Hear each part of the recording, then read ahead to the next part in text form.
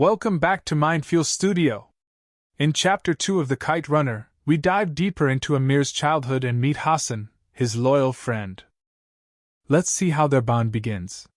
When we were children, Hassan and I used to climb the poplar trees in the driveway of my father's house and annoy our neighbors by reflecting sunlight into their homes with a shard of mirror. We would sit across from each other on a pair of high branches, our naked feet dangling, our trouser pockets filled with dried mulberries and walnuts.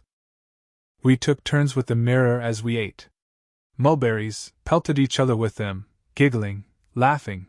I can still see Hassan up on that tree, sunlight flickering through the leaves on his almost perfectly round face, a face like a Chinese doll chiseled from hardwood, his flat, broad nose and slanting, narrow eyes like bamboo leaves, eyes that looked, depending on the light, gold, green, even sapphire. I can still see his tiny low-set ears and that pointed stub of a chin, a meaty appendage that looked like it was added as a mere afterthought. And the cleft lip, just left of midline, where the Chinese doll maker's instrument may have slipped, or perhaps he had simply grown tired and careless. Sometimes, up in those trees, I talked Hassan into firing walnuts with his slingshot at the neighbor's one-eyed German shepherd. Hassan never wanted to. But if I asked, really asked, he wouldn't deny me. Hassan never denied me anything. And he was deadly with his slingshot. Hassan's father, Ali, used to catch us and get mad, or as mad as someone as gentle as Ali could ever get. He would wag his finger and wave us down from the tree. He would take the mirror and tell us what his mother had told him, that the devil shone mirrors too, shone them to distract Muslims during prayer. And he laughs while he does it. He always added, scowling at his son. Yes, father, Hassan would mumble, looking down at his feet. But he never told on me. Never told that the mirror, like shooting walnuts at the neighbor's dog, was always my idea. The poplar trees lined the red brick driveway, which led to a pair of wrought iron gates. They in turn opened into an extension of the driveway into my father's estate. The house sat on the left side of the brick path, the backyard at the end of it. Everyone agreed that my father, my Baba, had built the most beautiful house in the Wazir Akbar Khan district, a new and affluent neighborhood in the northern part of Kabul. Some thought it was the prettiest house in all of Kabul. A broad entryway flanked by rose bushes led to the sprawling house of marble floors and wide windows. Intricate mosaic tiles, hand-picked by Baba in Isfahan, covered the floors of the 4 bathrooms. Gold-stitched tapestries, which Baba had bought in Calcutta, lined the walls. A crystal chandelier hung from the vaulted ceiling. Upstairs was my bedroom, Baba's room, and his study, also known as the smoking room, which perpetually smelled of tobacco and cinnamon. Baba and his friends reclined on black leather chairs there after Ali had served dinner. They stuffed their pipes, except Baba always called it fattening the pipe, and discussed their favorite 3 topics: politics, business, soccer. Sometimes I asked Baba if I could sit with them, but Baba would stand in the doorway. Go on. No, he'd say. This is grown-ups' time. Why don't you go read one of those books of yours? He'd close the door, leave me to wonder why it was always grown-ups' time with him. I'd sit by the door, knees drawn to my chest.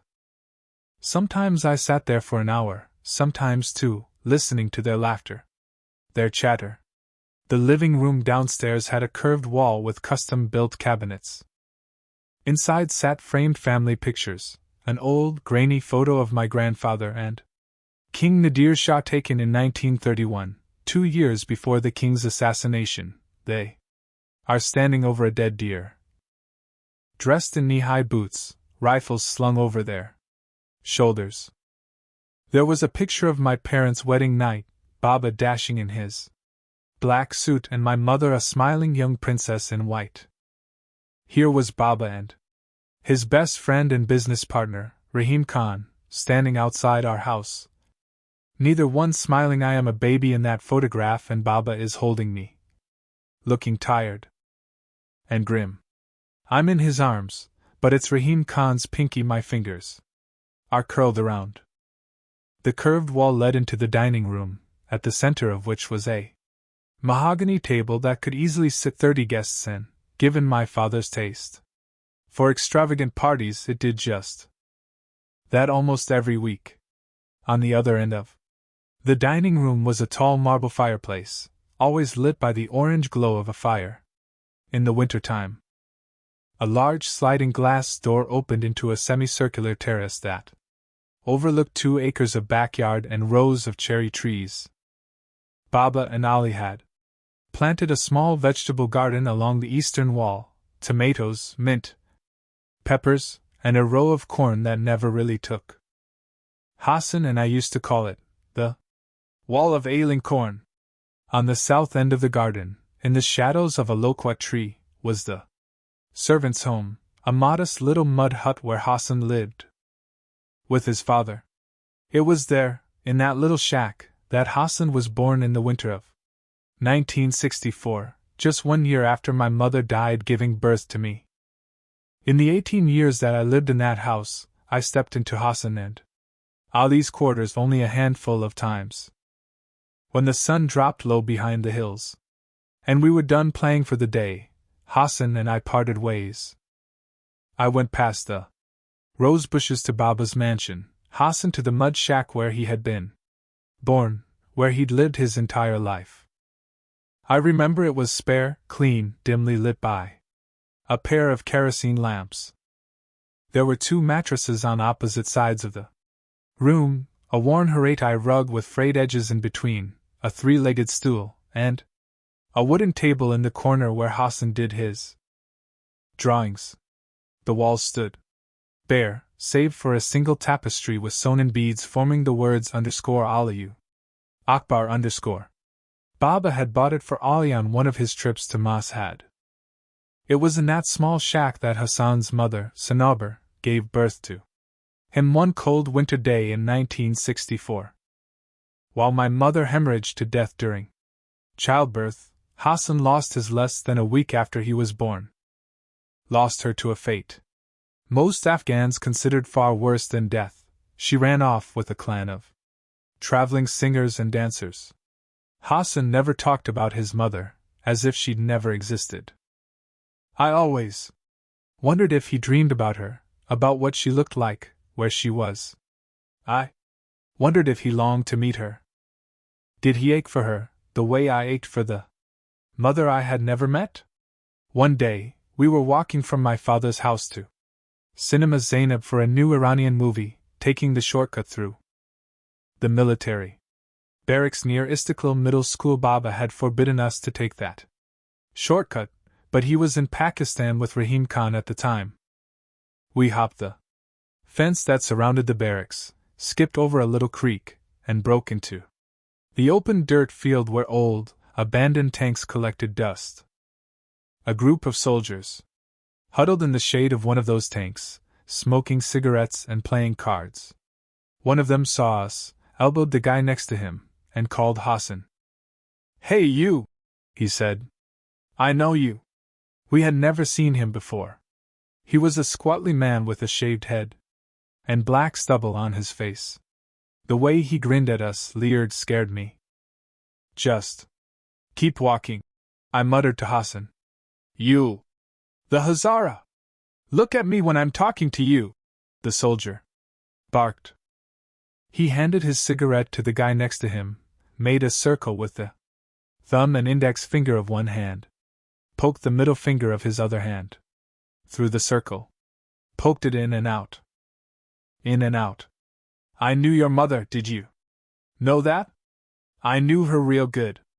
I took her from behind by that creek over there." The soldiers laughed.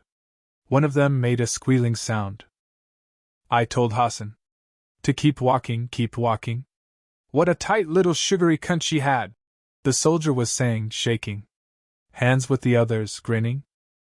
Later, in the dark, after the movie had started, I heard Hassan next to me, croaking.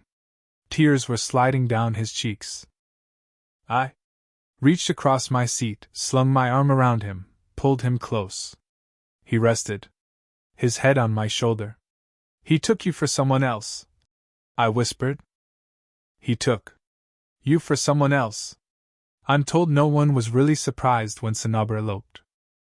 People had raised their eyebrows when Ali, a man who had memorized the Quran, married Sanabria, a woman 19 years younger, a beautiful but notoriously unscrupulous woman who lived up to her dishonorable reputation.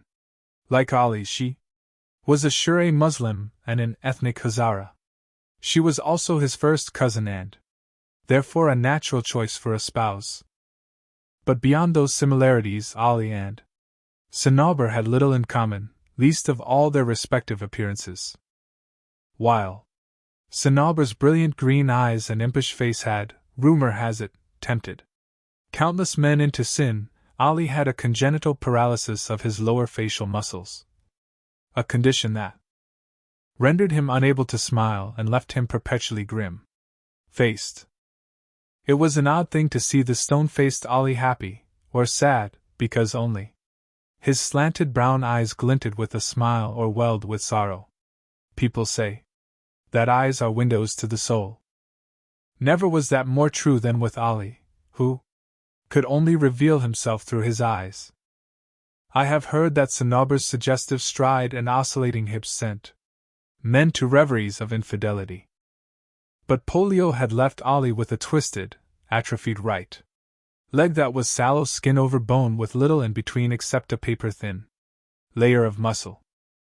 I remember one day, when I was 8, Ali was taking me to the bazaar to buy some _non_. I was walking behind him, humming, trying to imitate his walk. I watched him swing his scraggy leg in a sweeping arc, watched his whole body tilt impossibly to the right every time he planted that foot.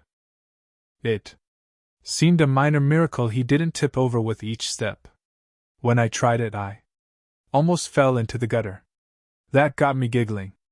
Ali turned around, caught me aping him. He didn't say anything. Not then, not ever. He just kept walking. Ali's face and his walk frightened some of the younger children in the neighborhood.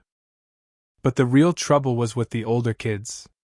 They chased him on the street and mocked him when he hobbled by. Some had taken to calling him _Babaloo_ or Boogeyman. Hey, Babaloo, who did you eat today?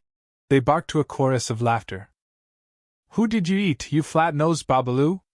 They called him flat-nose because of Ali and Hassan's characteristic Hazara Mongoloid features. For years, that was all I knew about the Hazaras, that they were Mughal descendants, and that they looked a little like Chinese people. School textbooks barely mentioned them and referred to their ancestry only in passing. Then one day, I was in Baba's study, looking through his stuff, when I found one of my mother's old history books. It was written by an Iranian named Karami. I blew the dust off it, sneaked it into bed with me that night, and was stunned to find an entire chapter on Hazara history. An entire chapter dedicated to Hassan's people. In it, I read that my people, the Pashtun, had persecuted and oppressed the Hazaras.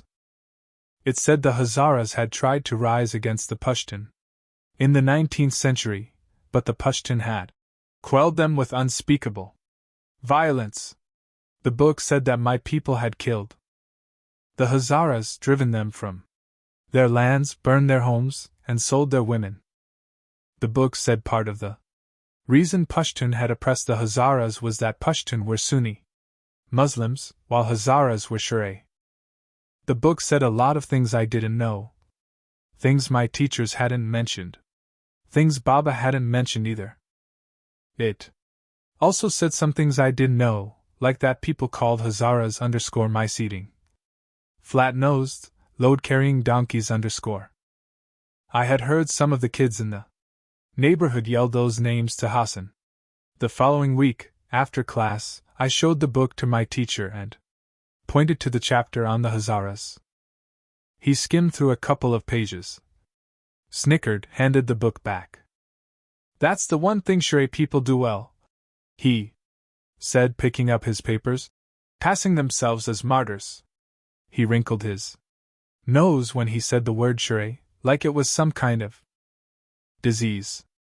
But despite sharing ethnic heritage and family blood, Sanabra joined the neighborhood kids in taunting Ali.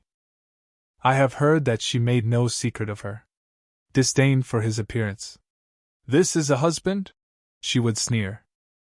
"I have seen old donkeys better suited to be a husband." In the end, most people suspected the marriage had been an arrangement of sorts between Ali and his uncle, Sanabra's father.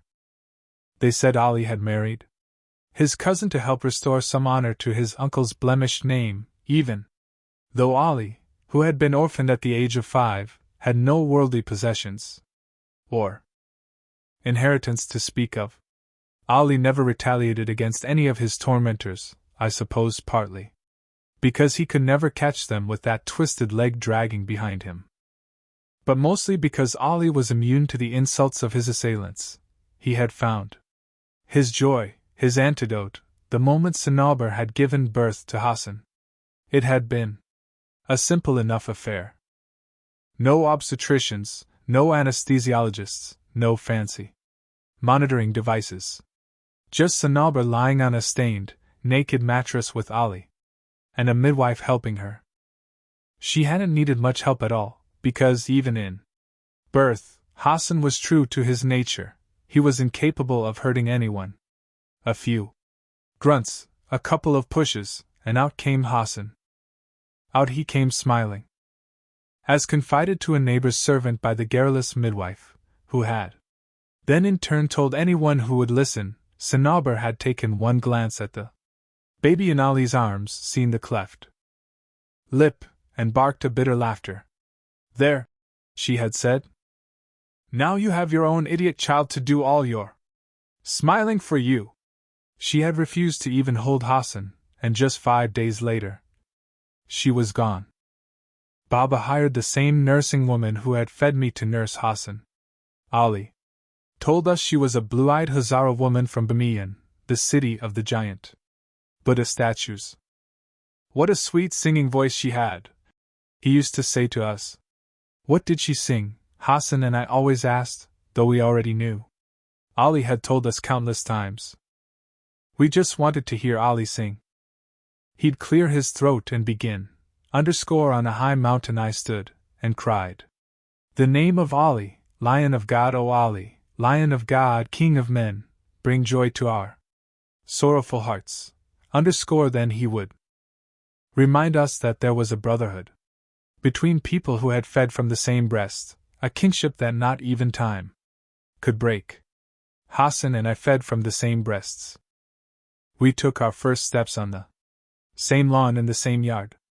And under the same roof, we spoke our first words. Mine was _Baba_. His was _Amir_. My name. Looking back on it now, I think the foundation for what happened in the winter of 1975 and all that followed was already laid in those first words. That's Chapter 2. We see Amir and Hassan's friendship grow, setting the stage for the challenges ahead. Like and subscribe to MainFuel Studio for Chapter 3.